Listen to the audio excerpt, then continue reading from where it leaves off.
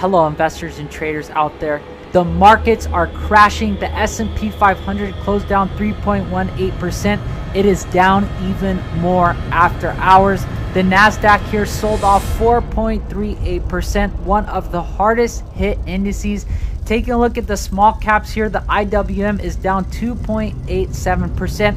So across the board, markets are crashing. We have not seen this much of a sell-off or a correction for quite some time, going back to February or even March. You kind of saw this week coming, but this is probably in your mind just a precursor to something much worse. Yeah, I think it's a wake-up call. It's telling us the fantasy is ending. We're going to have to get back to reality.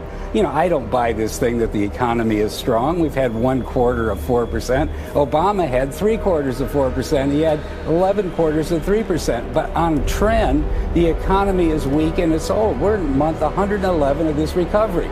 They haven't abolished the business cycle.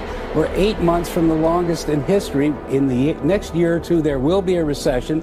Earnings won't be $160 a share or $170. They'll be $75. This market is massively overvalued, and people are simply getting in harm's way if they take the bait. Once you take a hit like this, you leave all this money trapped above. People who bought in the past 3 to 5 months who now are underwater and would love in principle to get their money back.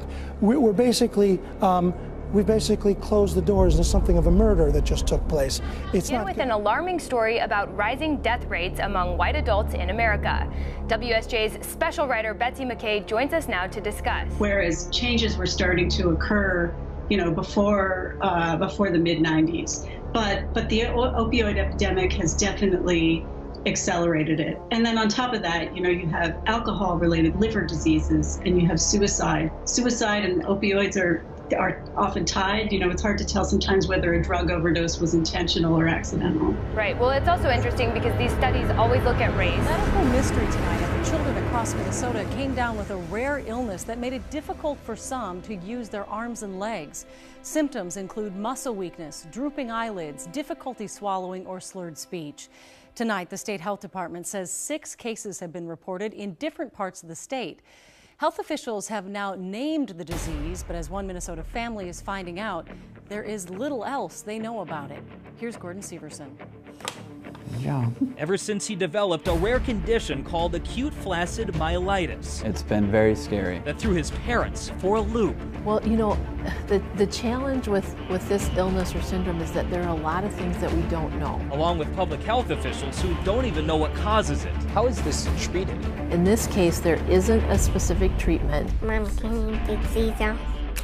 Its symptoms are similar to polio, with weak or paralyzed limbs, slurred speech, and difficulty swallowing. But that's where their similarities end. New cases in Minnesota all popped up in the last few weeks, and now we're learning that Colorado has seen 14 cases so far this year. This morning, doctors in Minnesota are still stumped. They're trying to figure out what caused 6 kids in the state to recently come down with a rare condition known as acute flaccid myelitis, or AFM. The illness is scary and potentially deadly puzzle health officials have been trying to solve in recent years, now settling into a pattern doctors hoped wouldn't repeat. We were curious as to what was going to happen this year, and unfortunately are starting to hear reports that cases are occurring again in 2018. This serious polio-like illness, mostly impacting children, has no cure. According to the CDC, cases peak every 2 years. First grabbing attention in 2014 when 120 people were diagnosed. The spike in cases continuing every other year across several states. 2018 has already seen 38 reported cases, with 14 in Colorado and the half a dozen cases in Minnesota since mid-September. You know, this could take a really quick turn for the worse, and we might not be able to take him home. The cause of AFM is most often linked to viruses. Symptoms can include muscle weakness in the arms, legs, and neck, drooping of the face or eyelids, and trouble speaking or swallowing. In some cases, it can lead to paralysis or death. States of emergencies all along the coast, the flooding showing no mercy. Our crew flying with Customs and Border Protection is surveying the damage in every direction. ABC's Eva Pilgrim with the view from above. Tonight, the devastation of Hurricane Florence from above. Entire towns now underwater. People using boats to get around. Heavy rainfall and relentless storm surge, leaving neighborhood after neighborhood surrounded by high waters. Customs and Border Protection taking us along on one of their helicopter missions. This storm is dumping an incredible amount of rain in this area. Surrounded by water. These boats, thrown from their docks, found near railroad tracks, even washing up in wooded fields. Right now we're on a search and rescue patrol, so if we encounter anybody that needs assistance, then we're going to go and assess the situation. Farther south in Wilmington, dozens of cars filled up flooded parking lots. Today, Governor Roy Cooper flying with the Coast Guard to survey the damage, warning residents of the floods still to come. Tom, this is the problem. It just keeps raining, adding to the already swollen rivers, which keep rising. Tom? Eva Pilgrim reporting for us tonight. The death toll from Hurricane Michael rose to at least 13 people today in the wake of the storm's devastation across 5 states. 5 are known dead in Virginia, including a firefighter, another 4 in Florida, 1 in Georgia, and 3 who died in North Carolina. Search and rescue teams combing through the catastrophic destruction in Mexico Beach, Florida, have found more bodies, but they have yet to be added to the official death toll. William Brangham is in the Florida Panhandle and has this report. What was a vacation destination now looks more like a war zone. Destruction in the small town of Mexico Beach is near total. Homes and buildings wiped completely off the white sand beach. Entire blocks are now just piles of rubble and debris. Total devastation. Every piece of property, if it isn't got something wrong with it, it's leveled. Things that were on the beach are now on the other side of the street. Some people here thought they could ride out the storm. Then came winds at 155 miles per hour, driving an enormous wall of water right into the town. I noticed that things seemed to be moving outside, and I thought that trees were going by, and I realized it was our house. It had been broken off the foundation and was floating around, as were both of our vehicles.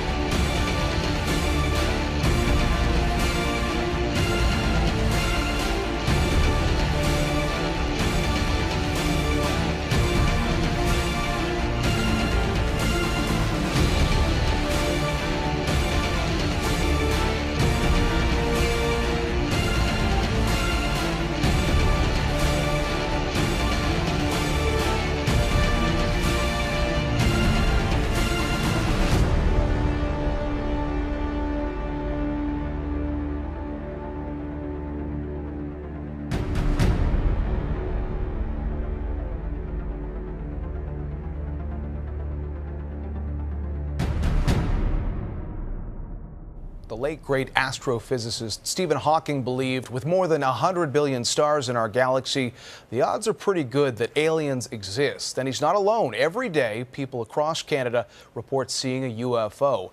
And while most can be identified, as CTV's Janet Dirks reports, some things just can't be explained. I got it. Oh my gosh. Oh.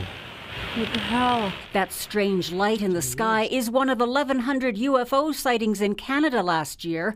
According to the annual survey released by Ufology Research of Manitoba, there are at least 3 such sightings in the country every day. UFO reports are still a thing. People are reporting them in greater and greater numbers every year. Montreal is Canada's UFO capital, with 74 sightings reported last year, followed by Toronto, then Vancouver.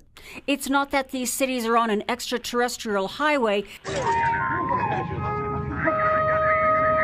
It's a matter of population, says the report's author. If a tree's falling in the forest, you need somebody to hear it. So if there's a UFO in the sky, the more people around to see it, the more reports you get. None of the sightings matched the drama of the X-Files. The truth is out there. But something was out there, according to 10 campers in Quebec who reported a triangular object that hovered and then flew off. One of them drew the scene. In Oshawa, a wildlife photographer captured an odd-shaped disc in the sky. This scientist says people should be critical, but still open-minded. There's a few that really just get me scratching my head saying, what could it have been? The survey says of the 1,100 sightings, only 8% are unexplained, and that can be whittled down to 1% of so-called high-quality unknowns. In fact, none of these cases, shout that aliens are here. But what they do say is that people are reporting things, and maybe science should take a closer look at some of them. Since the survey began nearly 30 years ago, more than 19,000 Canadians have reported seeing something strange in the sky.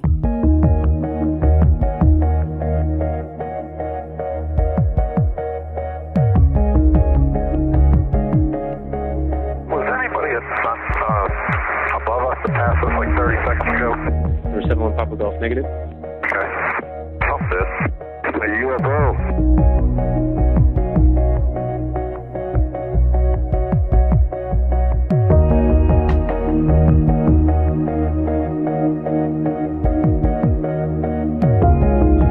President Trump asked a number of his top foreign policy advisors last summer about the possibility of invading Venezuela. Trump aides vigorously pushed back against the idea, as did fellow Latin American leaders who allegedly told Trump they did not want to see a U.S. invasion. CNN White House reporter Jeremy Diamond joins us now. These nationwide exercises are called Sovereignty 2017. And they're President Nicolás Maduro's answer to what he calls the biggest threat of foreign aggression to Venezuela in 200 years of independence. I feel prepared, but we need to prepare even more. This is for the fatherland. Here at Venezuela's largest military academy, civilians from all over Caracas are being taught the basics, from manning an anti-aircraft battery, to assembling an Uzi submachine gun, to learning to use a rifle. This year, President Maduro called on hundreds of thousands of civilians to be trained and armed in defense of the revolution. Now, Donald Trump's assertion that he will not rule out a military option to restore democracy to Venezuela has given Maduro the perfect pretext for this. Venezuela already has a 230,000 strong army and almost 1 million militiamen and women. Venezuela is holding 2 days of nationwide armed forces exercises and has called on civilians to join reserve units to defend against a possible attack by the US. Warplanes, tanks and hundreds of thousands of troops and reserves were deployed along with civil militia members. Venezuela's display of military might comes in response to US President Donald Trump's threat of military action 2 weeks ago and new financial sanctions announced on Friday.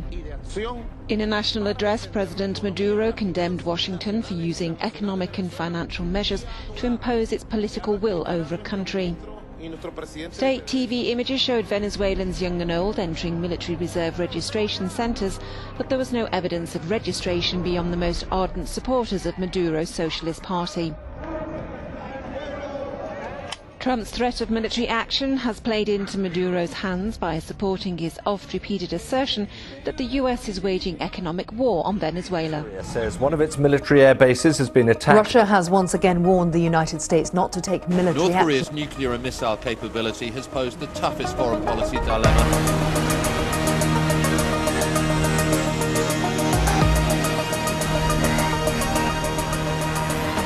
Third World War is unlikely. I don't believe there'll be a Third World War. Probability of this is very high. We are not going to have a Third World War. We are currently witnessing a cold Third World War. I hope not. The Syrian conflict is already a global conflict. The North Korean leader is so close to getting a nuclear capability. This is perhaps the first period of the biggest powers simultaneously rubbing right up against each other. Western leaders believe they're much more strong than Russia. Russia is an adversary. So many conflicts that have so many international actors involved. This is a new kind of war by proxy. The great powers are all being led by real nationalists, and of course that does make it difficult for any given country to back down in a crisis. You have multiple players, some of them could upset the apple cart unintentionally. Them misunderstanding us, taking democracy an essentially weak and inefficient form of government. From both sides we have propaganda. The breakdown of those barriers in terms of acceptability of mass destruction.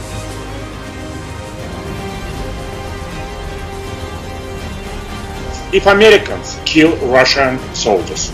Cutting off of communications, either through the cutting off of cables or through the cyber attack of satellite systems. If the American government start pulling out US personnel from the Korean Peninsula, that would be extremely dangerous signal. The international community has largely ignored the Syrian conflict. If we continue to sit and watch, this conflict is going to grow and come and hit us without us even realizing. Though the Middle East is an area of conflict, there are many civil society actors working on the ground. It is these people who will be the pillars of peace when the time is right. We have the United Nations, we have arms control agreements of the kind we didn't have at an earlier age. All of these institutions are sort of a restraining web.